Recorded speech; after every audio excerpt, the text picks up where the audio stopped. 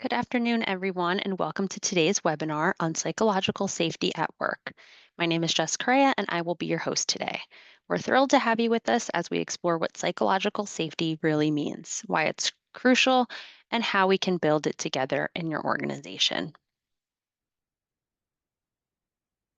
Let's start by introducing our Worker to Worker team. We're joined today by our peer support specialists by Kamara, Gail Chung Barber, Denise Smith, Philip Isaac, and Kathy Neat.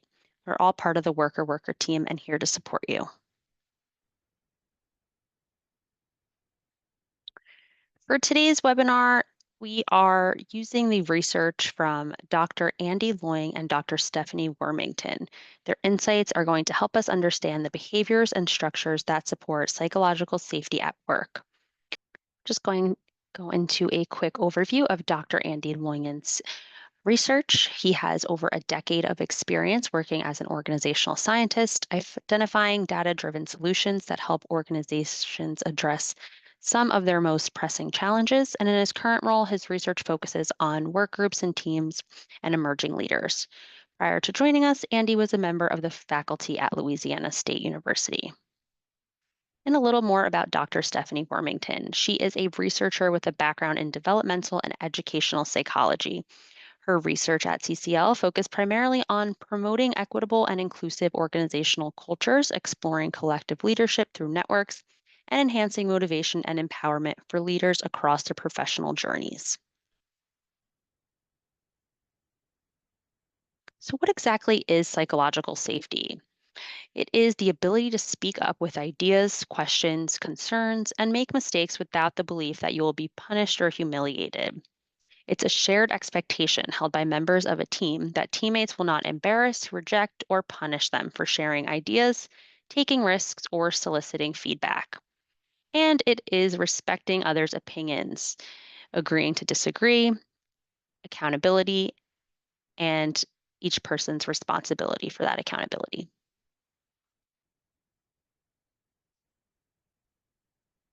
It is also respecting the opinions of others.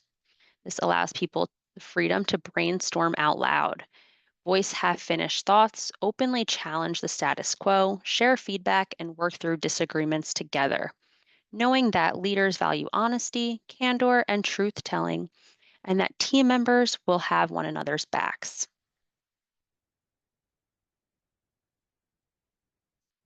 Now, let's talk about some of the goals and research for psychological safety at work. It invites people to feel comfortable bringing their full, authentic selves to work and are okay laying themselves on the line in front of others. It encourages leadership and staff to feel free to ask for help and to take interpersonal risks. The importance of psychological safety in the workplace is that it impacts the organization's vision that all New Jersey residents are safe, healthy, and connected.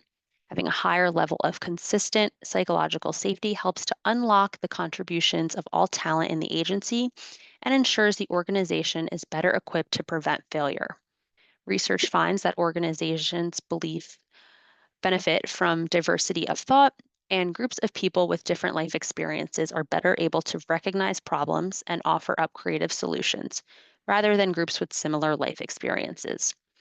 Leadership and staff who feel their work environment is psychologically safe are more willing to engage in interpersonal, risk taking behaviors that contribute to greater organizational innovation, like speaking up, asking questions, sharing unspoken reservations, and respectfully disagreeing.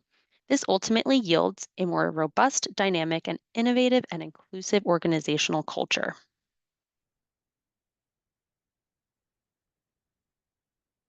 Why does psychological safety in the workplace matter now more than ever? Especially in hybrid work settings, psychological safety fosters better team performance and retention. When leaders take the time to connect with their team, it helps staff to feel safe.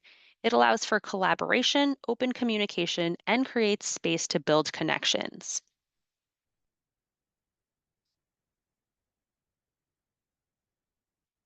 They may appreciate a chance to spend a little more time thinking through how they want to convey information to maximize impact. And leaders can show respect for those courageous enough to share their honest thoughts, show appreciation for staff being vulnerable.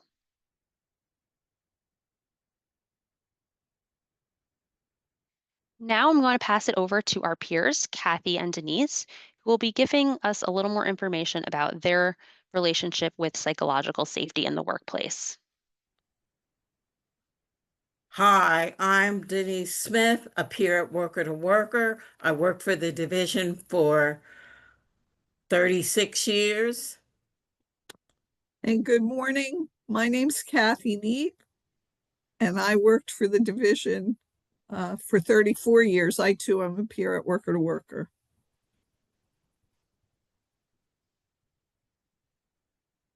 Psychological safety should be a focus of any organization, but unfortunately, that is not always the case. The only thing we can count on is our own ability to provide for our own emotional stability. And really, personal psychological safety is the only psychological safety that you can create. Working for the division demands a tremendous amount of commitment and devotion.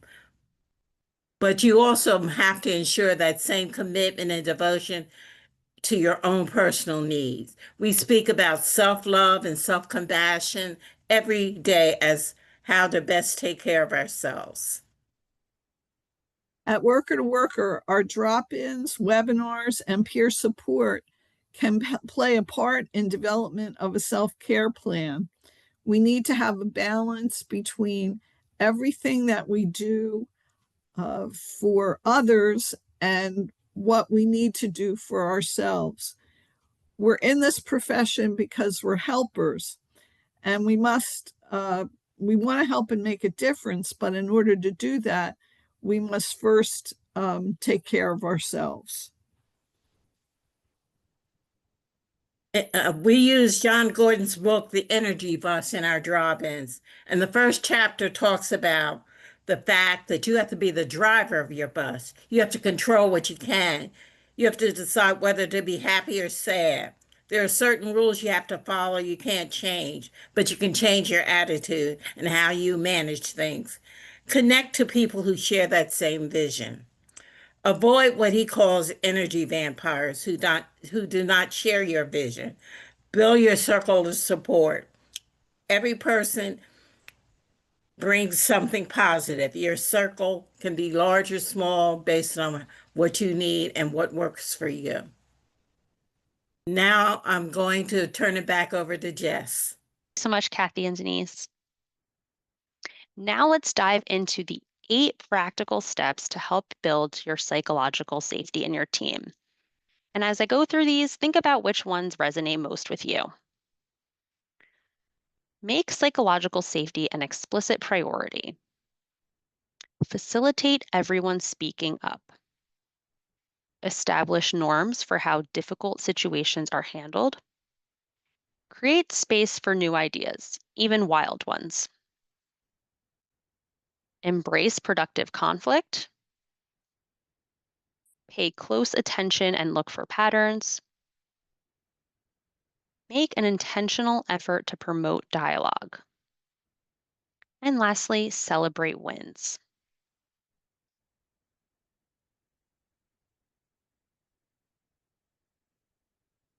Now, we'd love to open this question up to all of you in the chat. Which of these 8 steps speak the most to you?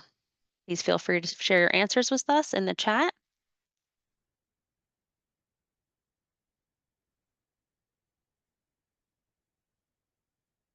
All right, keep those answers coming in while we go a little more in depth into each step. The first one is to make psychological safety an explicit priority. Talk with your team about the importance of creating psychological safety at work. Connect it to a higher purpose of greater organizational innovation, team engagement, and inclusion. Ask for help when you need it and freely give help when asked. Model the behaviors you want to see and set the stage. Facilitate everyone speaking up. Show genuine curiosity and honor frankness and truth telling. Be an open minded, compassionate leader and willing to listen to someone who is brave enough to say something challenging the status quo. Organizations with a coaching culture will more likely have team members with the courage to speak the truth. Establish norms for how difficult situations are handled. Don't punish experimentation and reasonable risk taking. Show recognition that mistakes are an opportunity for growth. Encourage learning from failure and disappointment, and openly share your hard won lessons learned from mistakes. This will help encourage innovation instead of sabotaging it. Use candor when expressing disappointment and appreciation. Create space for new ideas, even wild ones. Provide any challenge within the larger context of support. Consider whether you want ideas that have been thoroughly tested or whether you're willing to accept highly creative, out of the box ideas that are not yet well formulated. It's fine to ask the tough questions, but do so while being supportive at the same time. Learn more about how to foster more innovative mindsets on your team. Embrace productive conflict. Promote sincere dialogue and constructive debate, and work to resolve conflicts productively. Set the stage for incremental change by establishing team expectations for factors that contribute to psychological safety. With your team, discuss the following questions. How will team members communicate their concerns about a process that isn't working? How can reservations be shared with leadership and staff in a respectful manner? And what are our norms for managing conflicting perspectives? Pay close attention and look for patterns. Focus on team members' perceived patterns of psychological safety, not just the overall level. Do some members experience significantly more or less psychological safety than others? Or is the level fairly even across the team?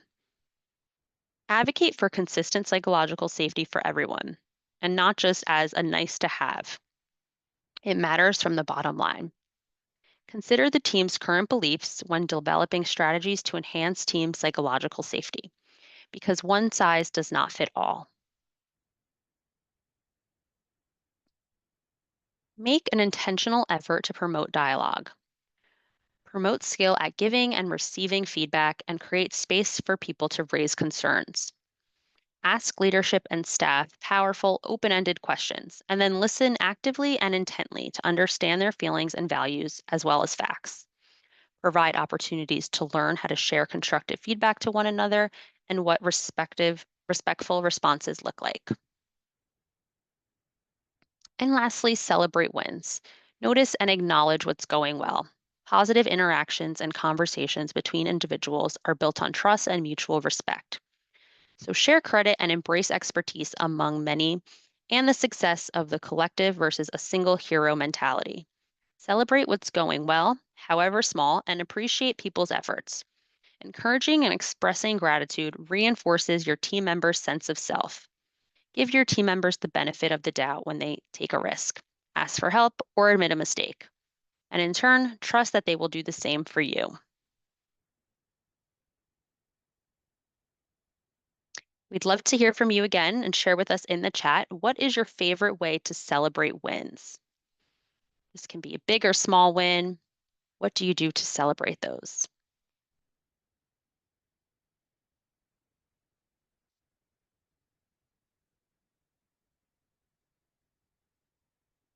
All right, keep those answers coming in the chat as we move on to our next slide here. Why you should be aware of your stage of psychological safety. So, understanding your stage of psychological safety can help you understand how to create and maintain a psychologically safe environment for your team, which can lead to improved performance, innovation, and well being.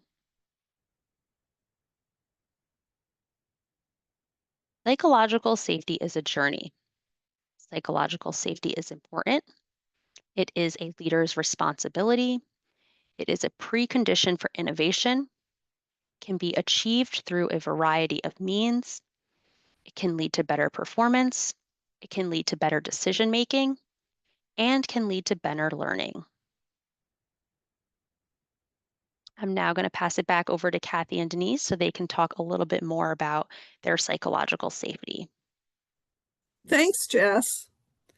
Regardless of what's going on around you, you and your partners can get things done rather than adversaries. It's learning to do your part in making things work. It is developing your own small teams. It's the coworker you know you can depend on. It's your supervisor whom you have open relationships. Your relationships with your coworkers are what make you get through the tough times. It makes you feel that you're not alone.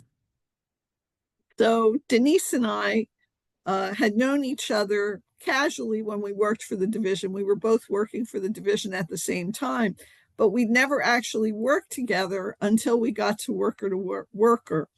So as we became co-workers on various projects, we learned about each other and we began to trust each other.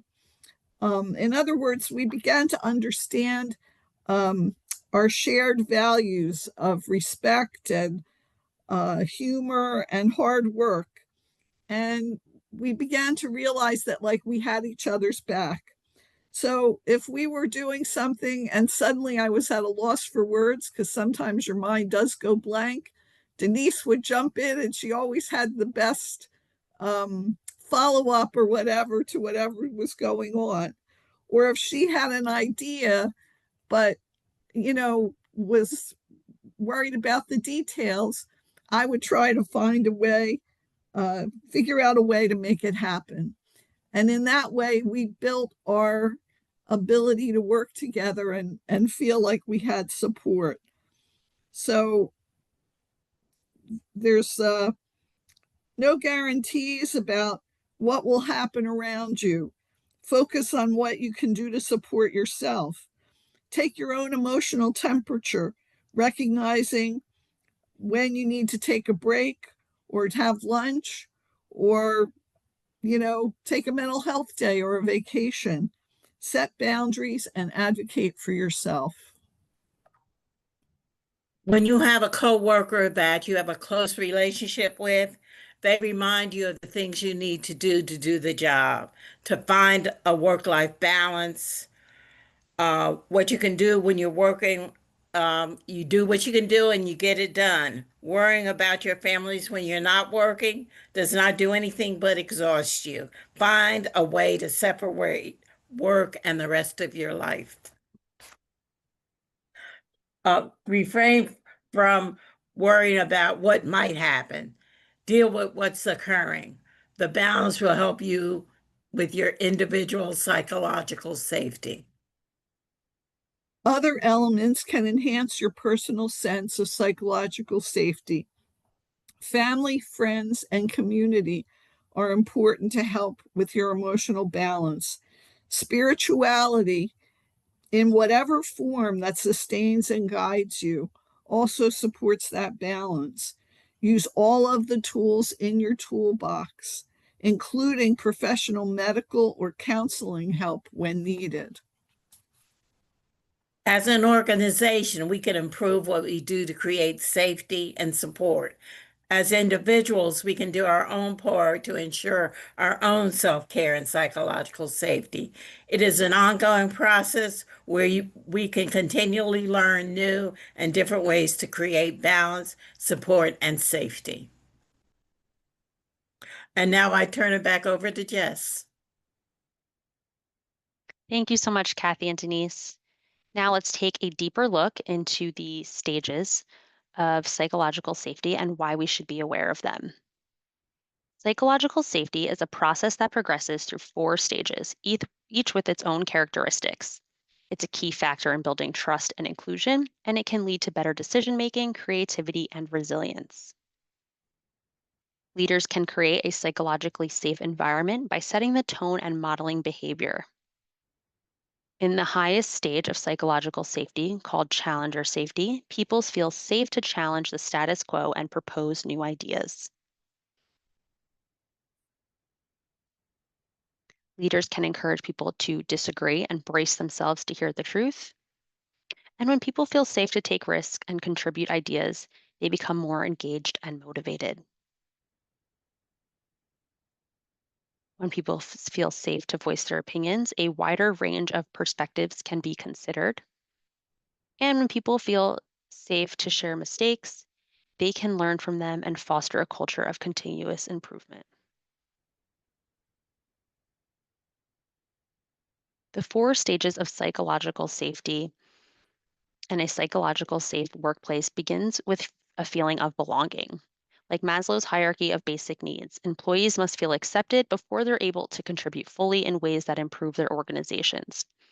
According to Dr. Timothy Clark, the author of The Four Stages of Psychological Safety, defining the path to inclusion and innovation, employees have to progress through the following four stages before they feel free to make valuable contributions and challenge the status quo.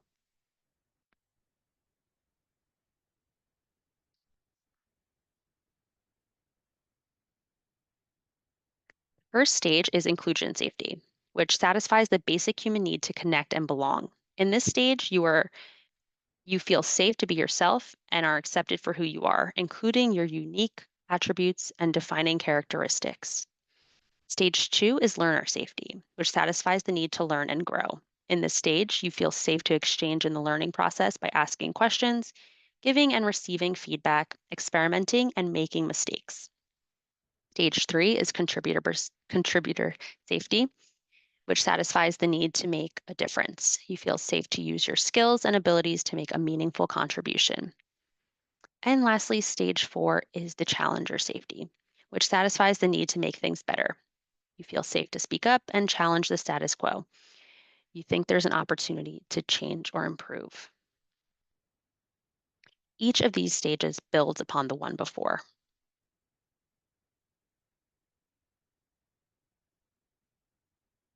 Just a quick recap of those four stages to help leadership and staff move through the four stages and ultimately land in a place where they feel comfortable with interpersonal risk taking and speaking up. Leaders should nurture and promote their team's sense of psychological safety in the workplace. When a team or organizational climate is characterized by interpersonal trust, respect, and a sense of belonging at work, members feel free to collaborate and they feel safe taking risks, which ultimately enables them to drive innovation more effectively. And again, just to recap those four stages, the first one is inclusion safety, which means you belong. The second is learner safety, which means you can grow. The third is contributor safety, which means you can make a difference.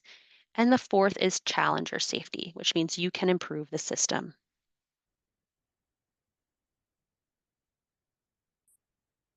Thank you all so much for joining us. That is our webinar on psychological safety in the workplace. As always, if you'd like to connect with us, we would love to hear from you. Please feel free to scan this QR code and fill out the form so you can be contacted by one of our peers. You can give us a call, visit our website, or email us with any questions. Thank you all so much for joining, and we hope to see you next month.